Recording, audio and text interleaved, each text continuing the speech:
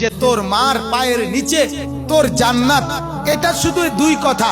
এক তো সন্তানকে বলছে জান্নাত পেতে হলে মাকে খুশি করতে হবে। দুই নাম্বার আল্লাহর নবী বলছে মাকে আমি কই পৌঁছাইছি নারীকে তোমরা বোঝো। জান্নাত যতগুলো, জান্নাতের মার পায়ের নিচে হইলে জান্নাত। মা কোথায়?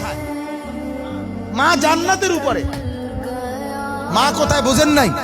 মা কই গেছে তাইলে? মার পায়ের নিচে জান্নাত হইলে মা আমার কোথায়? জান্নাতের উপরে। জান্নাতের উপরে মর্যাদা। আমি রাসূল তুমি মাকে দিলাম, তুমি নারীকে দিলাম।